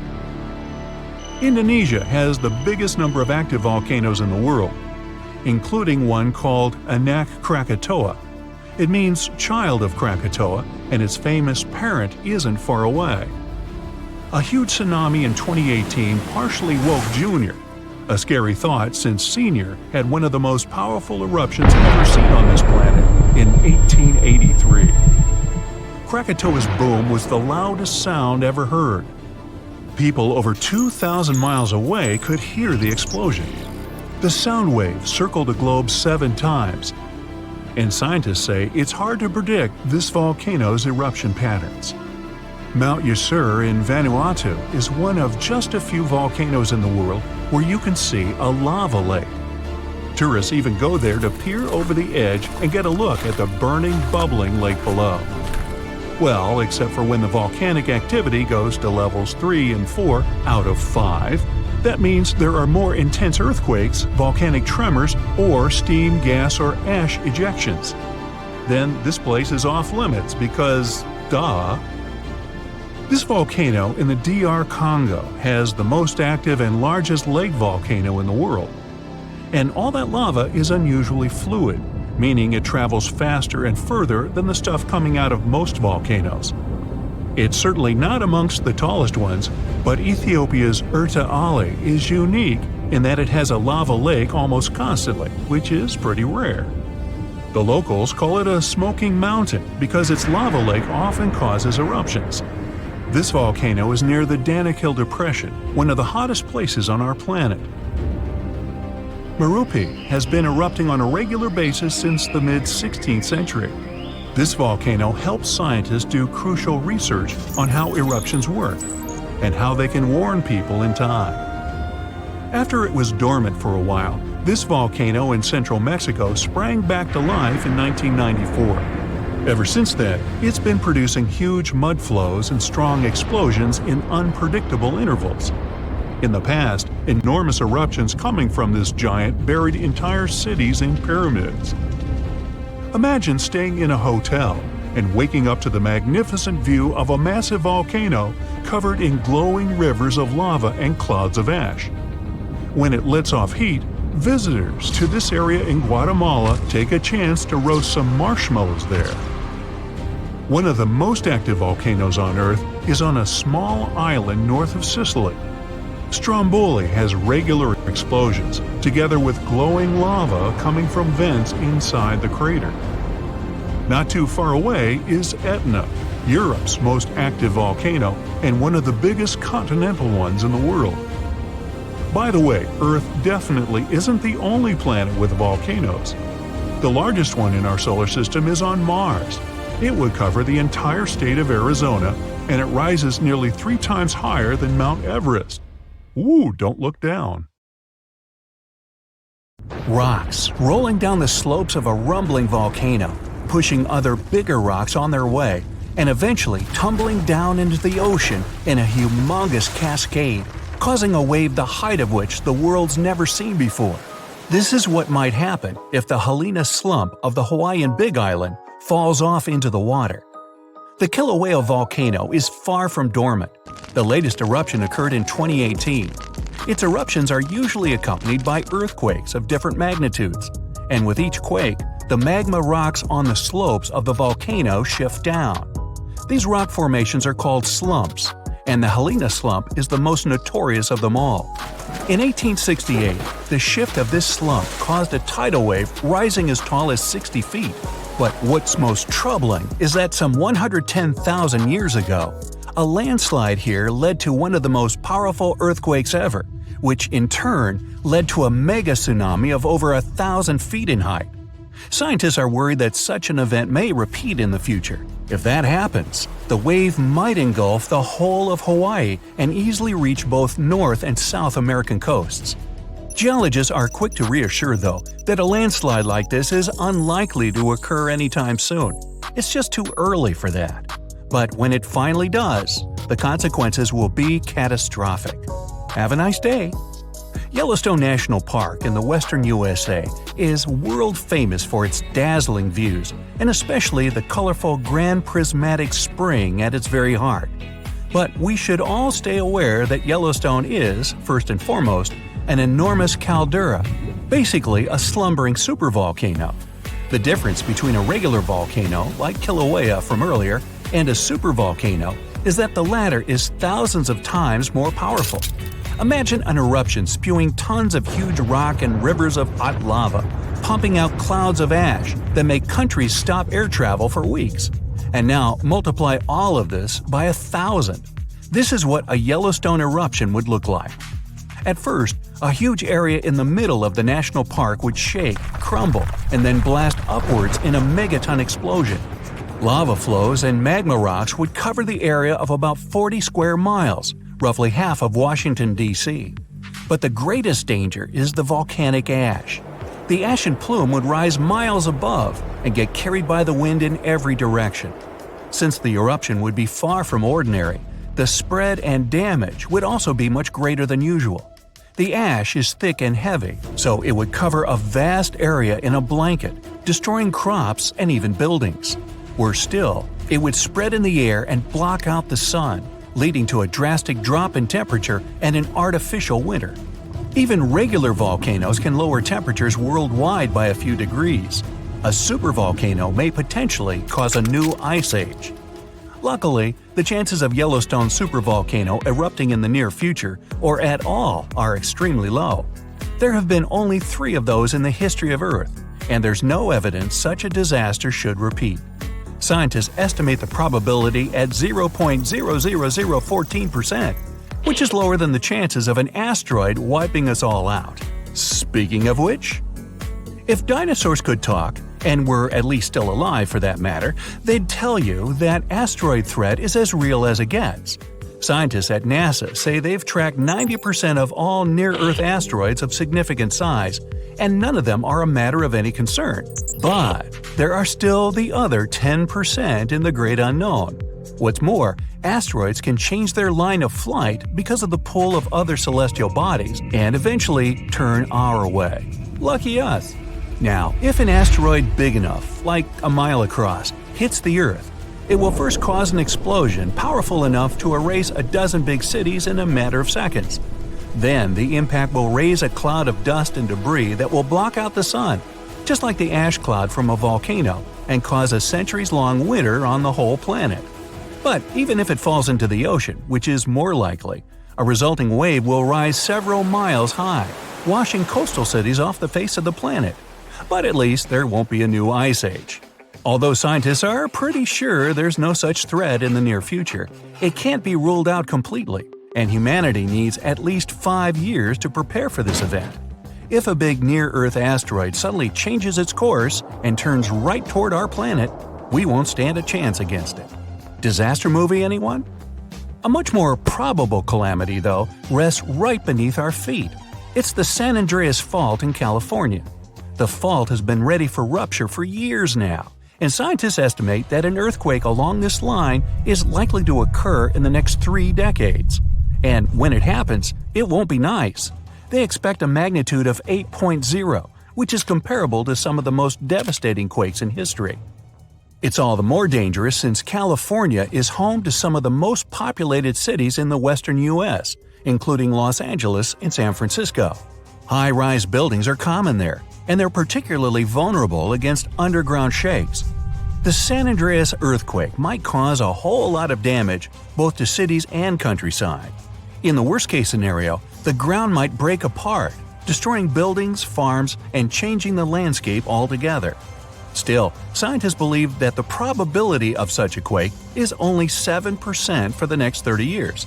So, there's a rather big chance, 93%, that we'll never see that in our lifetime. Yet, there's another earthquake hazard not so far away from the previous one: the megathrust in Chile. The country sits right above the subduction zone, an area where 2 tectonic plates meet and go one beneath the other. At the place of their meeting, stress has accumulated because of their continuous movement, and once that strain is too much, a major earthquake occurs. Chile has experienced a lot of quakes in the recent years, and scientists are worried those might be preparing the area for a really big one. They believe a great earthquake is due to happen before the end of the century, and it might be devastating to the coastal area. Even smaller quakes cause tsunamis that flooded the west coast, and a huge one like that is likely to raise a wave of incredible height. On the bright side, Chile now knows to prepare in advance for the coming natural disasters, and geologists are pretty sure people will be able to evacuate before the earthquake strikes. In September of 1859, astronomer Richard Carrington was looking at the sun and suddenly saw a bright flare on its surface. He made a note of it in his records, but only realized how important it was a couple of days later. The energy from that flare reached Earth and struck it directly, causing northern lights to appear above Cuba and burning telegraph lines all around the world. This was dubbed the Carrington event, and it was a solar storm. Such storms hit the Earth fairly often, but none of them were so powerful as the Carrington event, neither before nor after. But in 2012, astronomers registered a similar solar flare whose energy nearly hit our planet once again. If it had been just a week earlier, we'd have been in big trouble. Today, humanity relies on electricity in almost every aspect of life, and a powerful solar storm would mess with the electromagnetic field of Earth a lot. All electric appliances would either shut down or short-circuit, and huge transformers powering basically everything would go out of order for good. It would take years to repair them, and the cost of such a massive blackout would count in trillions of dollars. The worst of it is that science is almost unable to predict solar storms, and even if we could know about them in advance, we'd be powerless to stop them. The flare happens in a matter of seconds, and it takes about 8 minutes for the particles to reach the Earth's atmosphere, causing the disturbance. The power outage would come a bit later, in a day or so, when a massive cloud of plasma gets to our planet. At the moment, there's no protection against solar flares, and the chances of one powerful enough to cut all of our electricity in the next few years are quite high, about 12%. The only good thing about all this is that we now know of such a possibility and can at least prepare in advance. Hey, don't forget to pack some underwear and socks. You'll always need those. If there were cataclysms on Earth every 5 minutes, living conditions on our planet would be almost the same as 4.5 billion years ago. Back then, seas and oceans boiled, lightning struck everywhere, tectonic plates changed their shape, lava flowed from volcanoes, and worse, no internet. The Earth resembled a vast boiling cauldron where life was gradually being created. If it starts to boil again, this cauldron could destroy almost all life on the planet. Consecutive cataclysms. Won't hurt to pretend. Let's imagine, shall we? Good morning! You wake up in a small underground bunker. The seismic sensor indicates that a 7-point earthquake will start in a few minutes. You pack a huge waterproof backpack and go upstairs. The underground bunker is protected from seismic activity. It moves with the ground, so you're safe here. But you need to leave the shelter because supplies are low. Also, yesterday, you picked up a radio signal telling all survivors to go south immediately. The coordinates they gave aren't far from your location. You have to hurry though before the landscape changes again. You open the hatch and find yourself in the middle of the desert. The sun is almost invisible beyond the gray sky. The ground is shaking, but you're not afraid. There are no houses or buildings, nothing to fall on you. You keep your balance perfectly, and the earthquake doesn't knock you off your feet. It's like jumping on a trampoline. The only danger is the deep chasms in the ground, but you can easily jump over them. After such an extreme morning warm-up, you decide to have breakfast. You take a tin can out of your backpack. You have a few minutes before the next disaster, so you eat and remember how your great-grandfather told you how all this started. Before all of this, the planet was divided into territories called countries. Millions of people lived in them, and then something terrible happened. The tectonic plates started to move, and the air temperature and atmospheric pressure began to rapidly change. In one day, earthquakes destroyed entire cities. Tsunamis and floods washed away the remaining ruins. Volcanic ash blocked the passage of sunlight. Forest fires destroyed almost all vegetation, and eruptions poisoned the air. Only a few people managed to adapt to such harsh conditions, and you are a lucky duck to be one of them. As you finish your breakfast, you're distracted by another ground tremor. Time to move on. Many people travel around the world alone, as they consider it a safer way of life. Some people form small communes, but no one ever stays in one place for too long. Your whole life is in motion, but you don't panic. One of the main rules during natural disasters is to remain calm, so all survivors have steel nerves and excellent physical training. You run a few miles south and suddenly smell something strange. You put on a gas mask. The earthquake has created a limnic eruption. Natural carbon dioxide is released from the ground to the surface. You feel comfortable in a gas mask, but can't run fast while wearing it. Far up ahead, you see a green forest, a rare place that was not affected by fires. You take off the gas mask and go to the tree to take shelter in the shade from the scorching sun. This green area is rich in vegetation. Colorful flowers, strawberries, and many other berries grow here. But you're concerned. Such fertile land comes from being near volcanoes. It spews underground magma rich in vitamins and minerals, so vegetation grows. You can see a high mountain in the distance. This is the volcano. An underground push occurs again and provokes an eruption. You gather strawberries and run away from this place as far as possible. Lava pours from the volcano's mouth and makes a fire in the forest. You unhook a folding scooter with a motor from your backpack and drive away from the fiery mountain as fast as you can. The sky is covered with volcanic ash, but this is not for long. A strong wind grows with each passing second. You realize a hurricane is moving in your direction. You take out a small shovel and dig a hole in the ground. The soil is dry, but you have enough strength to dig a small ravine in a couple of minutes. You dive into the shelter and cover yourself with a protective tent. The hurricane blows the volcanic ash in different directions, and the air becomes clear again. But the fire doesn't stop. The wind spreads through the forest. You get out of the ravine and put on the gas mask again. There's a lot of smoke around, and it's unbearably hot. You know the hurricane couldn't just appear without any reason. Hurricanes are formed when warm, moist air collides with the sea surface and rises to the sky, so there's water nearby. Great, because you're thirsty and want to cool down. A loud sound erupts behind you. You turn around. A massive wave of water approaches the fire. Without panic, you take your life jacket out of your backpack, remove your gas mask, and put on a diving mask and fins. The wave blows you off your feet, but you don't drown. Over the years of survival, you have learned to swim very well. You grab a passing tree and wait patiently for the flood to be replaced by another natural disaster. For 5 minutes, you sail under a black, stormy sky that sparkles with lightning. Despite the waves, you try to row south. It's getting pretty cold. You finally see the shore. But this is not a land, but ice. A strong wind brought a cold cyclone, which caused a fast temperature change. It's like you're in Antarctica. Snow and blizzards are all around. It's freezing, but you take out a thin space blanket made from foil and walk slowly south. Under your clothes, you put crumpled paper, bubble wrap, pieces of cotton. All this also helps to warm your body. Along the way, you collect several bottles of snow to melt later.